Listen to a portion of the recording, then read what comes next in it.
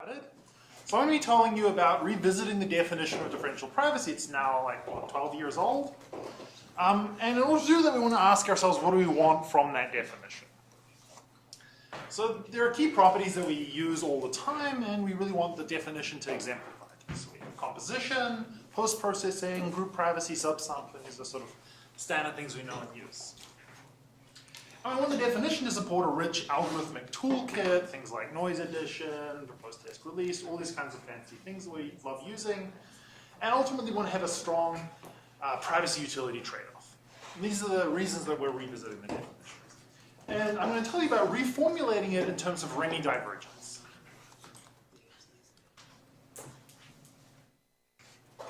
You're distracting me. You distracted us.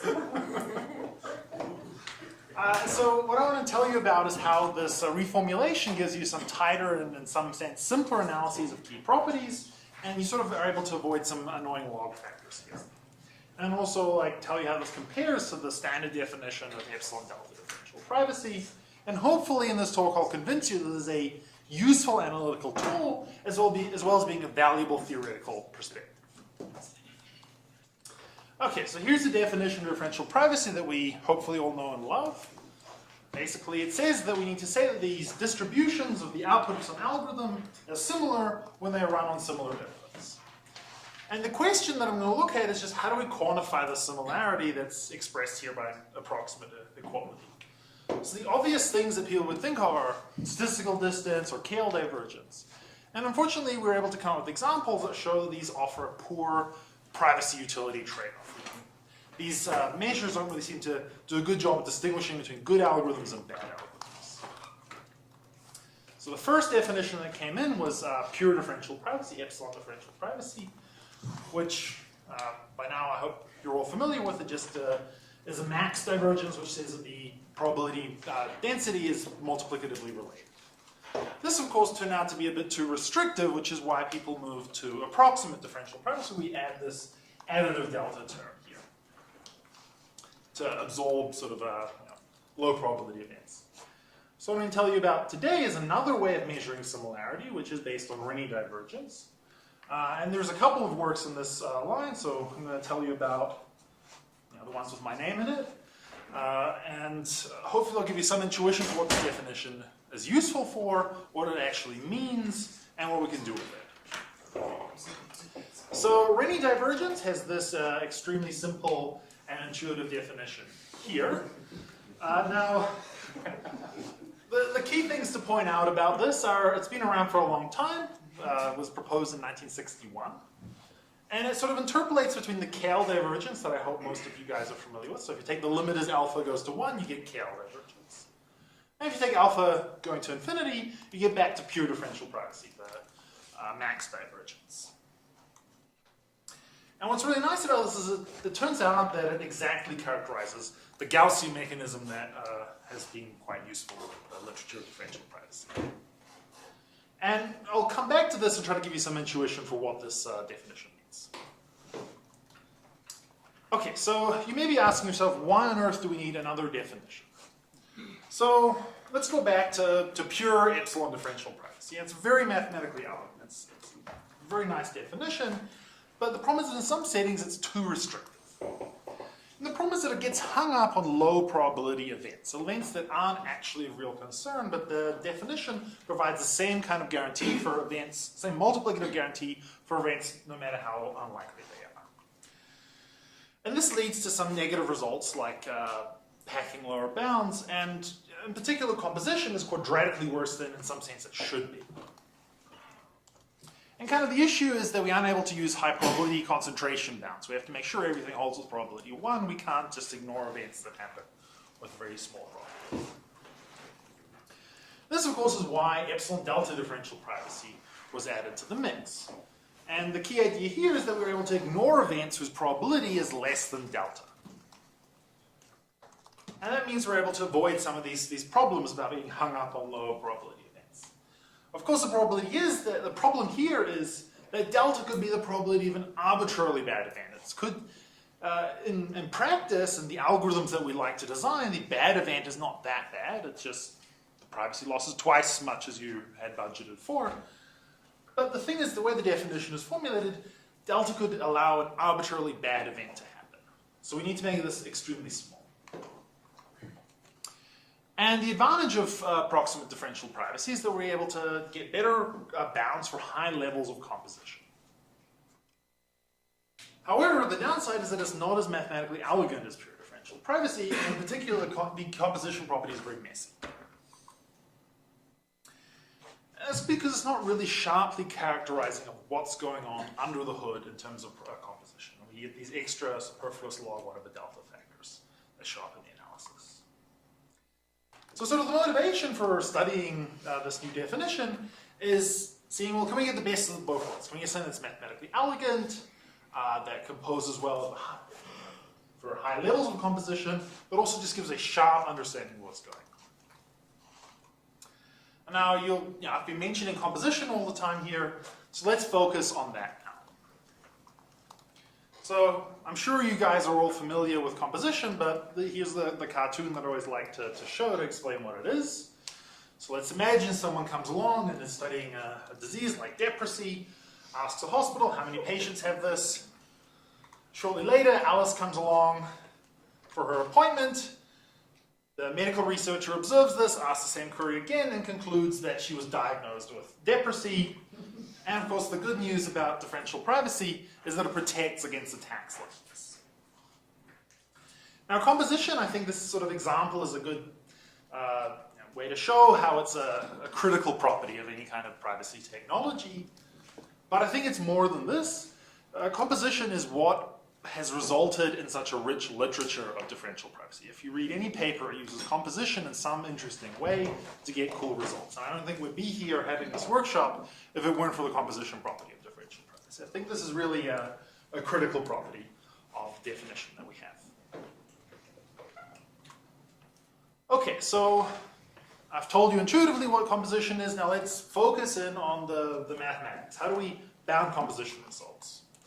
So let's just take a bunch of randomized algorithms. Each of them has some epsilon I, delta I differential privacy guarantee. And we're going to combine the outputs and see what privacy guarantee you get there. So the basic composition result just says that the epsilons add up and the deltas add up. That's great, but we can actually do better than that. So this is where the now famous advanced composition theorem came in. It said, well, yes, the deltas still add up. Let's ignore exactly what's going on here. But now we get this better result here. So instead of the adding up, this is the 1 norm of the epsilons. This is like the 2 norm of the epsilons, except you're paying some multiplicative log 1 of a delta factor. So this is kind of better, but it's also got these annoying factors. So that led to some further work by I should mention that since delta needs to be cryptographically small, this multiplicative factor is significant in practice. We shouldn't brush this aside. So this led to the optimal composition result, which I think is a really interesting result from 2015. And it says that the best possible, the set of all possible epsilon prime delta prime guarantees that we can get are those satisfying this equation. And this is not very intuitive to me. Sorry. And it turns out that computing this exactly is sharply hard. So this is actually a computationally difficult problem hiding in this fundamental property of differential privacy. And to me, when I learned this, this was shocking to me. And that's sort of why I think we want to try to understand what's really going on under the hood of composition and not being tied to the definition we have. Okay, great. So so I think here's another observation that I think is important about composition. So let's imagine you have 4, or more generally a whole bunch of things you're trying to compose. Now if you just take all of those guarantees, you compose them once, you get one epsilon prime delta prime guarantee. But if you compose the first batch together, and then you compose the second batch together, and then you just take those guarantees and compose them once more, you're going to get different guarantees. And somehow this shouldn't happen. This is essentially it's the same thing going on here. It's just that the way you've decided to characterize it is not allowing you to capture exactly what's going on. Yes. Just the ignorance question. When all of them are equal, then it isn't. Right? No. When all the epsilon 1 equals epsilon 2 epsilon 3 equals epsilon 4. No. Still different. So basically the difference is that if you use the, say, advanced composition theorem, you'll pay the square root log 1 of a delta at each level of this tree. So if you have the height of the tree, you're going to pay an extra log 1 of a delta. And even if you use this optimal analysis, you're still kind of paying a little bit more than you should be. And I find this scary. This seems sort of kind of unnatural. Now, of course, this is related to the Sharpe hardness. If this were associative, then we'd have a linear time algorithm for this computation. But since the Sharpe hard, we can't. But the fact that there is FPs for that, So there's an approximation scheme. does this also imply that you're actually getting very similar numbers here? Actually, you're losing the root log 1 of the zero factor. Yeah. So I'm not clear exactly how this is related to the hardness. I mean, if you're getting the same result on both sides, then this allows you to give me a linear time algorithm. Yeah. We can talk about it all. Because you can efficiently calculate the bound when you're composing. It's only exponential the number of things you're composing. So if you break it into a tree, 2 things you can calculate the optimal composition value. Right? So then you could work your way up the tree. Yeah, I understand that. The question is like how the fact that there is an efficient approximation of the does not match the gap that is accumulated in this approach. So, maybe we should do it. Sure. Okay, so with all that lead up, here is the composition result that we have for CDP. So if each of the algorithms has some epsilon I squared CDP guarantee, those parameters just add up. And that's kind of the nicest possible composition guarantee you can get. They just add up. It's linear time computable, it's associative, everything is nice. And what's also nice is that it is optimal. There's no sharper guarantee that we can prove about this. And we can come up with a nice example, just adding Gaussian noise that demonstrates this. And I should also point out that this is quantitatively just as strong as the advanced composition theorem for epsilon delta differential privacy. It's getting the same sort of higher order behavior. It's just better in the log factors. And in particular, it's better than what we get from basic composition because we're adding up the squares of the epsilons, not the epsilons linearly. Okay, so let me just do a quick comparison of these definitions. So pure epsilon, you just add up the epsilons. So that means if you had a data set of size n and you had a target accuracy of epsilon, you can answer order epsilon times n statistical queries to constant accuracy. Now what do I mean by constant accuracy? I mean you're given a bunch of queries. I just want you to have output answers that approximate the average. Okay, great. So then we have the epsilon delta differential privacy, which has this composition behavior. But it's a bit messy if you go close, look too close. And this will allow you to do more queries. So instead of epsilon n, we're getting epsilon squared n squared divided by a log 1 of a delta. And then for concentrated DP, we are getting just epsilon squared n squared. So what we're seeing here is that this log 1 of a delta factor is being absorbed into the definition. It doesn't disappear, but now it's something that's inside the definition rather than something that pops up in the composition result. So I think this is how I would like to characterize the difference between the 3 definitions. The first is linear, the second is almost quadratic, and the third one is exactly quadratic. Okay, so I've told you about the definition, I've told you about the composition properties, which I think are the key motivation for the definition.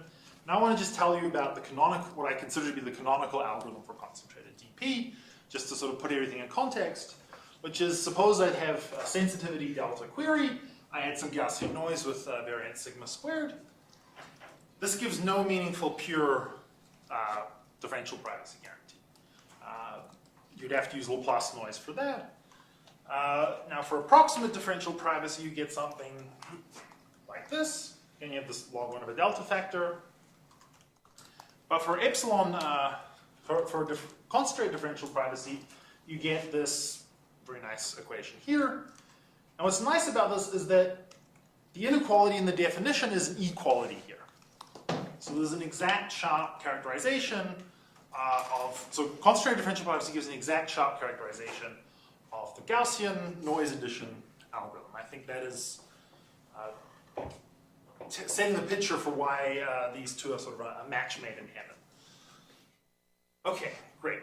So another key property of privacy definitions that we like is group privacy. So imagine that your data is shared by all individuals. That could be your relatives or something.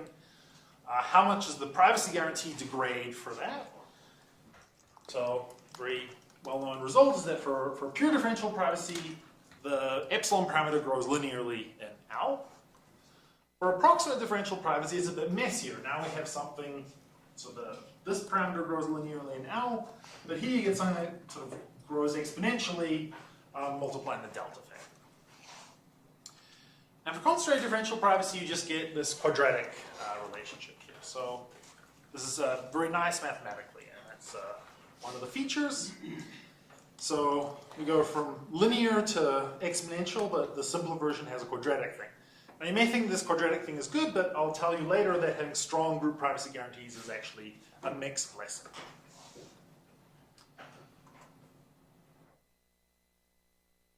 Okay, great. So I've tried to give you the motivation for studying concentrated DP. It's the fact that it gives you a lot of nice mathematical properties, in particular the sharper analysis of composition. I think this is useful because it leads you to have better analyses of the algorithms you have out there, which gives you a better privacy utility trade-off. And one of the sort of hidden features of this is that there's only one parameter. Having two parameters I think is actually kind of annoying. And in particular, you're avoiding this delta parameter, which could allow you to have, which could be parameterizing arbitrarily bad events. And I actually think that's a tough thing to think about. So now I want to tell you about how to actually interpret this definition in some sense. Okay, so here's the definition again, and here is the simple and intuitive range divergence again. So let me try to give you some understanding of what this definition here is telling you. So the easiest way to give some intuition for what CDP is doing is to give you a comparison to the existing definition. So here is in one line the comparison. So if you have an algorithm that satisfies pure differential privacy, it immediately gives you an algorithm that satisfies concentrated differential privacy. So it's a relaxation of pure differential privacy. And again, we can convert concentrated differential privacy into epsilon delta differential privacy with this not so clean expression. And this holds for all values of delta. Now, I should mention that as I showed you with the Gaussian noise addition example, there is a strict relaxation. So there are things that satisfy concentrated differential privacy that do not satisfy pure differential privacy. And maybe the easiest way to think of this is to say that concentrated differential privacy is very roughly equivalent to having this epsilon delta differential privacy guarantee for all values of delta. So somehow it is a single concentrated DP guarantee is equivalent to an infinite family of epsilon delta differential privacy guarantees. So I think that's the easiest way to interpret it. However, I should point out that there are algorithms that satisfy approximate differential privacy for some fixed value of epsilon delta, but do not satisfy concentrated differential privacy for any value of the parameter. Yes. the epsilon that you're getting in the epsilon delta is rather large, because if delta has at least one, at most 1 over n, log 1 over delta would draw with log n, and you're getting like log n times epsilon at least there. Yeah. So it's true that you're getting like simultaneous guarantees, but with rather high epsilon. Well, I mean, even delta can be larger than that. I mean, even delta being 0.1 is a non-trivial guarantee. It's just not very good. Well, I think like thinking about delta to be 0.1 means that you can release a random constant fraction of the data. Right, so it's not a good guarantee, Yeah. but it's still giving you some information, right? You can't have something that happens with probability 0.1% go up to 99%. But we'll probably never use epsilon delta differential privacy with delta that is Absolutely. So maybe the way to put this is that if you're using epsilon delta differential privacy, you have to pick some delta that satisfies you. But here what we're saying is, for any delta that you want, I'm going to give you some epsilon. So I'm giving you an infinite family of guarantees that don't make you pick which one you like. So if the lack of tightness frightens you, then you should be very worried about epsilon delta differential privacy, because this is what's happening always inside that. Or if you're using, say, epsilon delta to characterize Gaussian, or to characterize composition, you're saying epsilon delta, where really the privacy laws you have inside is, has an expectation of epsilon squared. And so this lack of tightness is something scary that comes up in epsilon delta itself when you use it. Epsilon delta. Could be there's a different answer. So we choose delta to be extra small to protect everyone. But now, if delta is 0.1, what this guarantee says is that 90% of people will get a guarantee that is relatively good. 10% of people will get the worst guarantee. They'll get some guarantee because we even set delta to 0.01. 99% of people will get. So Percent yeah, of the we don't people think or of it this percent of way. the probabilities? Yes. So, but the way we think about this is, the chance, so epsilon squared over 2 is the expectation. Yeah. And the chance that you're going to have a loss of k times epsilon is falling exponentially in k squared. And so it says, yeah, most people, or most of the time, the privacy loss will be bounded by epsilon. And when that fails, it's really likely that what's happening is that you're bounded by 2 epsilon. And when that fails, you're even more likely to be bounded by 3 epsilon. Yeah, that's right. No, but this is what I Yeah. But I guess you're right that if you want to use this, you would want to pick epsilon to be 1 over log n, for example, or 1 over log. Right. So I think this is If you're using Gaussian mechanism, you would experiment log 1 over delta noise, so this thing would still be. I mean, the key thing is that you're getting this for every delta, right? You don't have to pick a delta. Like for any delta you want, you're going to get some epsilon guarantee. Like in composition. Right. Just like, it's exactly what you get in composition. Exactly. Yes. Now this is a rough equivalence. This is not an if and only if.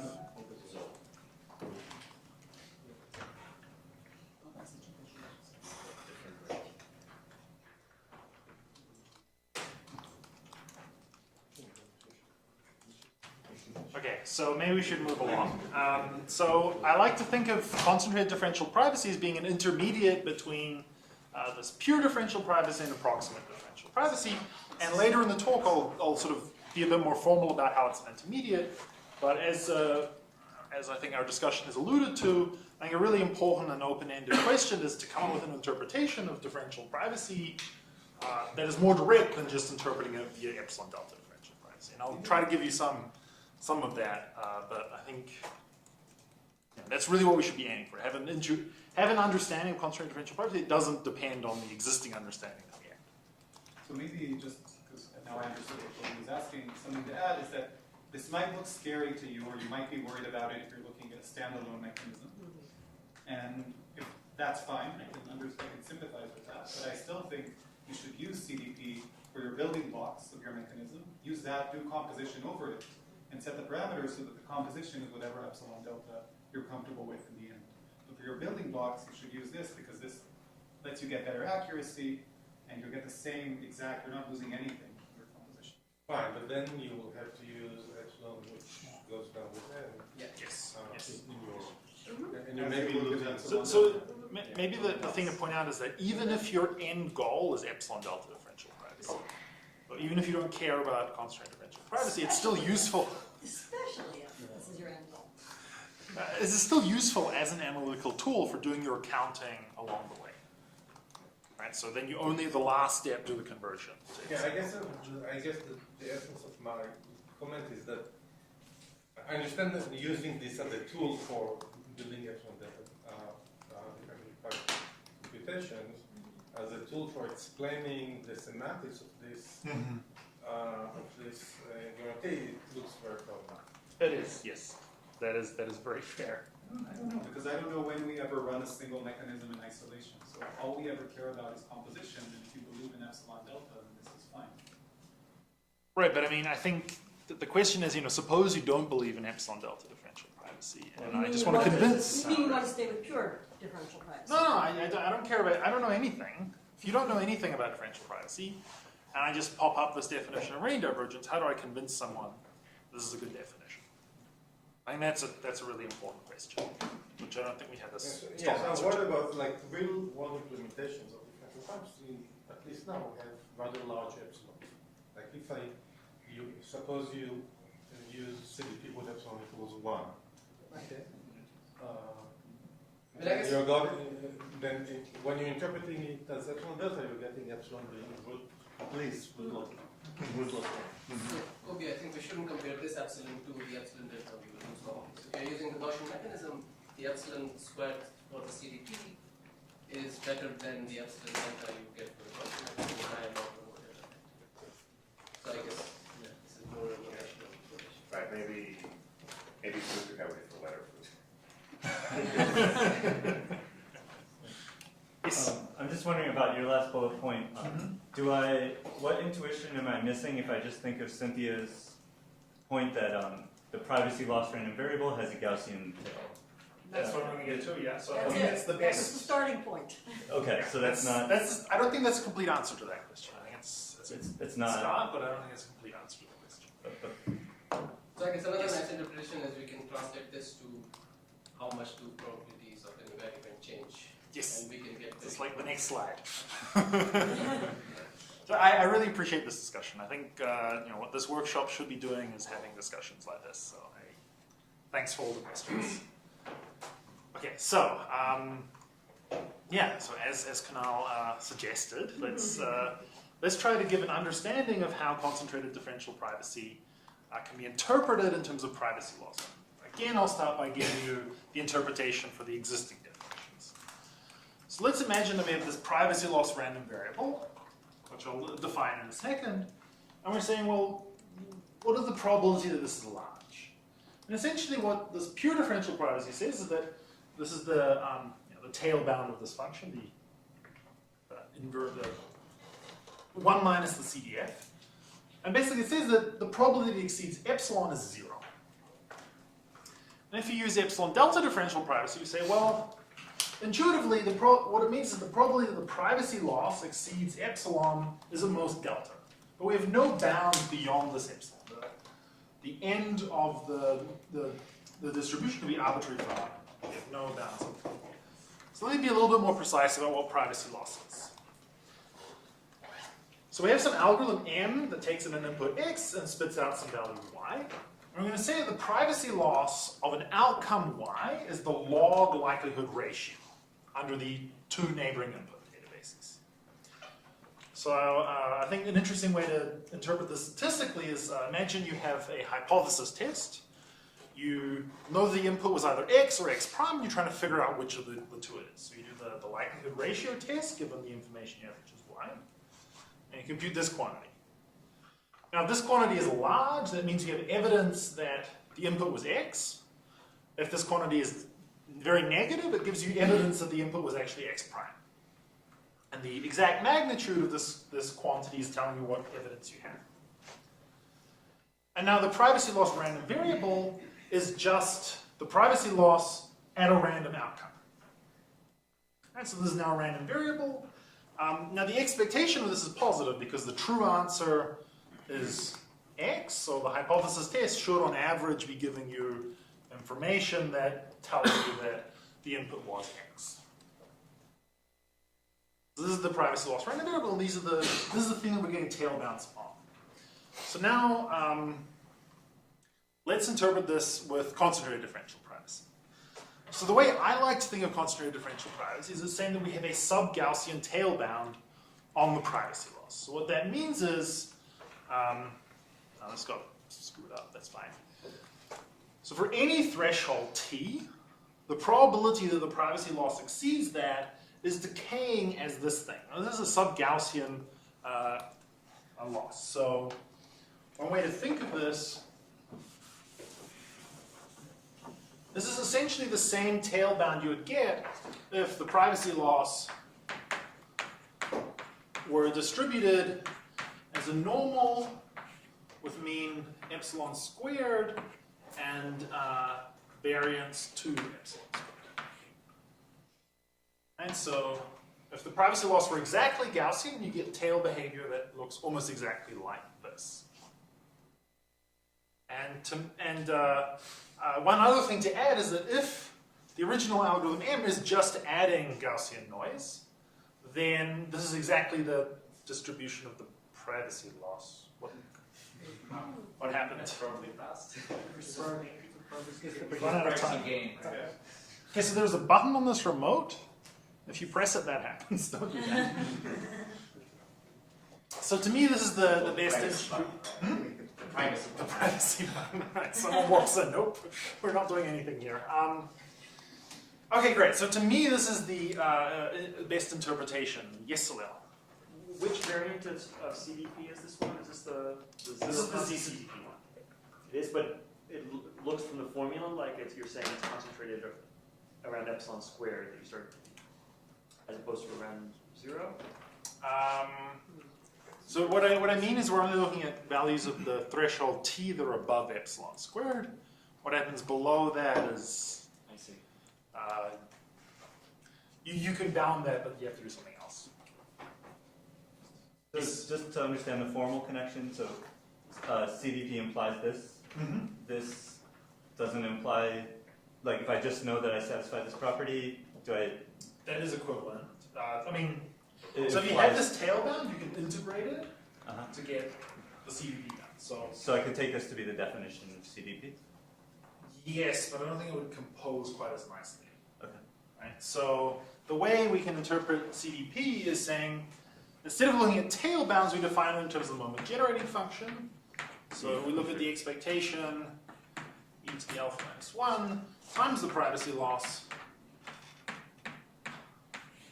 And we say this is less than e to the alpha minus 1 times epsilon squared. This is the definition of epsilon squared CDP.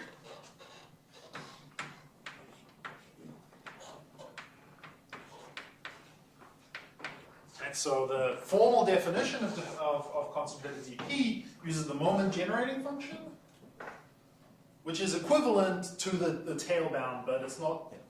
But you have to do some integration, you may lose like a constant equivalence. So, Yes, Is sir. there an intuitive connection between these and the following test that you were saying before? Wait, what do you?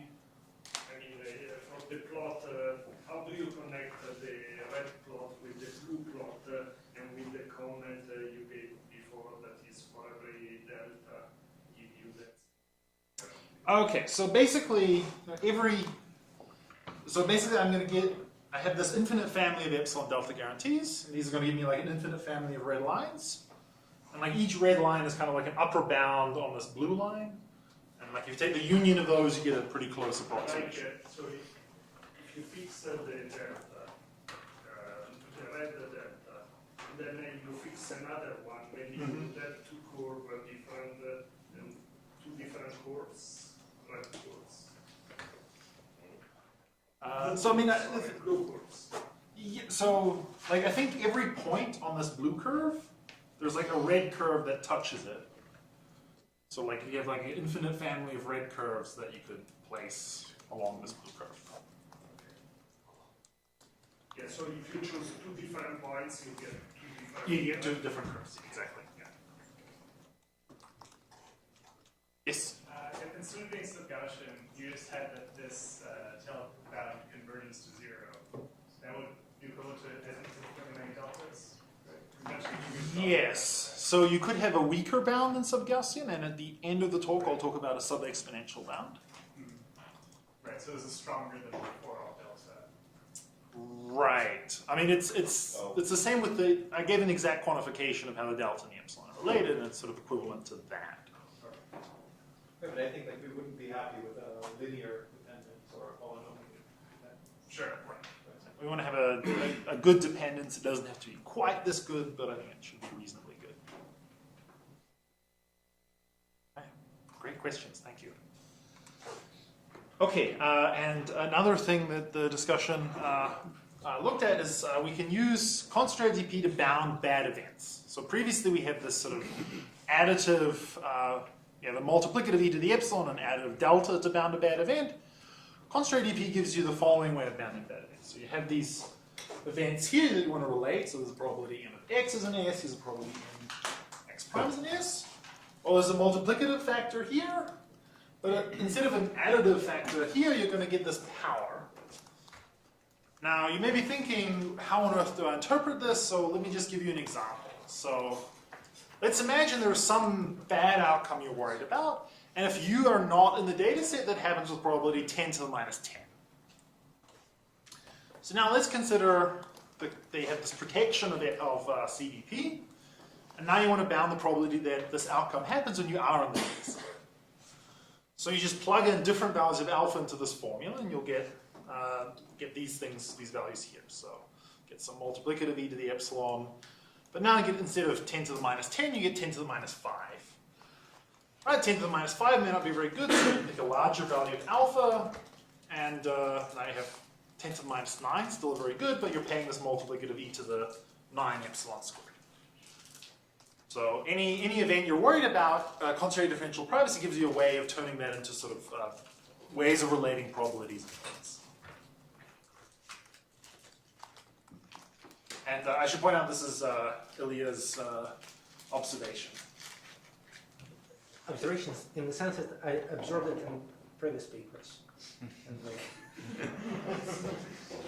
In this context, you In this like it's a property of Renyi network. That's which is true, quite sure. common. Thomas, is it hard to figure out kind of what's the optimum value of alpha for a given value? of the I did probability? work that out, and it's not pretty. I have that worked out, and it's a hidden slide. I can show it to you if you want, but you really don't want to see it. It's like e to the minus, like square or square root minus square root. Just So this is if you fix the probability of the value. Right. What do you fix? so if you just like take this expression here and you minimize, and you sort of minimize this bound by over alpha, you get something very messy because the alpha ends up depending on the probability. So you have like probability to probability. You try simplifying this.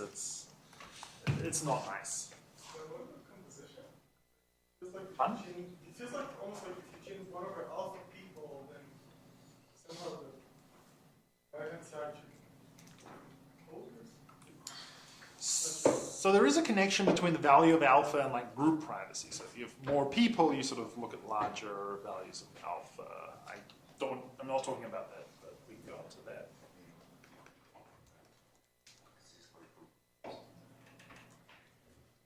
Okay, great. So let's talk about what we can actually do with concentrated differential privacy. So there are all the things that we can do with pure differential privacy, like Laplace mechanism, exponential mechanism, randomized response, sparse vector, BLR. These are all techniques that are possible with pure differential privacy. Since pure differential privacy is a subset of concentrated differential privacy, we have that implication, all those techniques carry over. But we also get another set of techniques. So we have the composition guarantees, that the matching advanced composition, we have Gaussian noise addition, and of course, this leads to other things like private multiplicative weights and the projection mechanism. So there's actually a very rich set of things that we can do with concentrated differential privacy. However, there are a couple of things that don't quite fit into the setting, and the most troubling of these is the proposed test release framework. So this is a very useful tool where you are really exploiting the delta of epsilon delta differential privacy. Okay, so I've exhausted my time. Now. Take a few more minutes. Okay, sure. Okay, cool. So what I'm just on the last section, so I want to sort of tell you some of the limitations that CDP has, and then I want to tell you about how we can circumvent some of those limitations. So let me start by giving you a separation. I'm going to tell you something you can do that separates these three things by their power. So we've already had, I think, 2 talks that have mentioned histograms, so I don't really need to explain this again, but the idea is you have a data set, x1 through xn, and you want to sort of output the frequency of each possible element z. And you want to do that to within some constant additive. So under pure differential privacy, the best we can do this if and only if the number of data points we have is linear in the log of the domain size divided by epsilon. With epsilon delta differential privacy, you can replace the log of domain size with log of 1 over delta. And with concentrated differential privacy, we get a square root. So we get a square root log domain size divided by epsilon. So I'll tell you what the positive result is for this. So the algorithm that achieves this is to just say, well, I have my histogram, I have a bunch of bins, I'm going to add Gaussian noise to each of them. Since there's a sensitivity 1, that's totally fine from a privacy standpoint. And I just take a union bound over all those guys. That's where the square root log comes from. So that's my concentrated differentially private algorithm for releasing histograms. It's not a very efficient algorithm, but that's fine. Now the lower bound comes from packing techniques, and this is going to rely on group privacy. So group privacy is kind of a limitation of concentrated differential privacy. So this is a separation, right? So I have a quadratic separation between what we can do with pure differential privacy and what we can do with concentrated differential privacy. So that's a reasonably significant separation. But between approximate DP and concentrated DP, there's in some sense an infinite separation. Because this bound here doesn't depend on the domain size. So if I have an infinite domain size, there's nothing I can do under concentrated DP, but I can still do things under approximate DP. Okay, great. So I will not talk about lower bounds for concentrated DP. All right, so what can't we do with concentrated DP? So there's a couple of things that are outside concentrated DP that we'd like to incorporate. So proposed test release, and this is what we use to get the better results for histograms. There are some cool things we can do with smooth sensitivity. Of course, there are variants of smooth sensitivity that you can use with pure DP, but let's avoid that discussion. And the other thing is privacy amplification by subsampling, which I will briefly talk about. So what I want to say now is how do we incorporate these into the framework of concentrated differential privacy? And it turns out that with a slightly relaxed definition, we can get these properties. So this is some very recent work with Mark, Cynthia, and Guy, where we say, well, let's take the definition of concentrated differential privacy, and instead of looking at the value of all alpha values from 1 to infinity, I'm going to just cut them off at some maximum value alpha, maximum value omega. Of course, setting omega to infinity recovers the existing definition. But my intuition for this is that somehow large values of alpha are corresponding to low probability events. And we don't care that much about low probability events, so we don't really need to care about those large values of alpha. And I should point out that this definition, which we call truncated CDP, is very similar to Renyi differential privacy. It's really interesting to find what exactly the difference is. They're morally very similar. And essentially what Ilya does is he considers a single alpha rather than an interval of alphas. And the reason why I'm excited about this definition is that it allows us to incorporate analogs of techniques into the framework of concentrated DP. So first we have some analog of the proposed test release framework. We're able to use smooth sensitivity very cleanly, so that means instead of taking the global sensitivity of your function, you can compute a smooth approximation to the local sensitivity and add Gaussian noise with that variance instead of the global sensitivity. So that's kind of a cool tool that allows you to do some interesting things. And what's really the motivation for this is that we are able to incorporate privacy amplification by subsampling. I think I should not go over time anymore, so I won't talk about privacy amplification by subsampling. So other thing to note is that there exists another separation that for the same problem histograms that puts truncated CDP between these guys. However, I don't think it's a very strong separation in the sense that I'm not actually sure which of these will be better in practice. Thomas? Yes. Good question. What about composition guarantees for this truncated? Truncated CDP composes just as nicely as The same omega? you take the minimum of the omegas. Yes. I think of sort of Renyi CDP as specifying, and Ilya can correct me if I'm wrong, sort of specifying a function of alpha rather than a single alpha. Right. That's another way. It's like a richer parameter space. So in that language, CDP would be just a linear function. Piecewise linear, right? And the truncated CDP would be like sort of linear, like up to a point, So truncated and CDP sort would be of like no upper bound after that. Yeah, exactly. So truncated CDP is a linear bound on the divergence up to some point, and that says nothing. Concentrated DP is a linear bound that goes all the way out. And the reason that these sort of linear bounds are the ones that you like to consider is because Gaussian. Yeah. And like Taylor's theorem, like everything behaves linearly on the right scale. It's not quite true, but sure. That's sort of an argument for never using anything except linear functions. I'm not sure. Have you tried to prove results in adaptive data analysis using CDP? Or That was do you have actually to the go that original far? motivation for looking at Renyi divergence. Yeah. So there are some advantages that way. Is kind of moment alpha also give you all the linear functions on the moments below? No, so Renyi divergence is monotonically increasing in alpha, but you can't say anything beyond that. Okay, so you're saying that won't give you like. It won't give you stronger slope, bounds. It just gives you enough. Yeah. So if you want composition, obviously, somehow doesn't like central limit theorem say that Gaussian is like the important thing to look at? Yeah. So I mean, my intuition. Single it out in a natural way. Yeah. So my intuition is sort of like the right. So yeah. So my intuition is that sort of like there's some kind of central limit theorem going on in the privacy losses. So like the privacy losses look approximately Gaussian if you're doing enough composition. Marco? So the example you mentioned along example that you know of previous differential privacy, are there examples that are for CDP but not for differential privacy?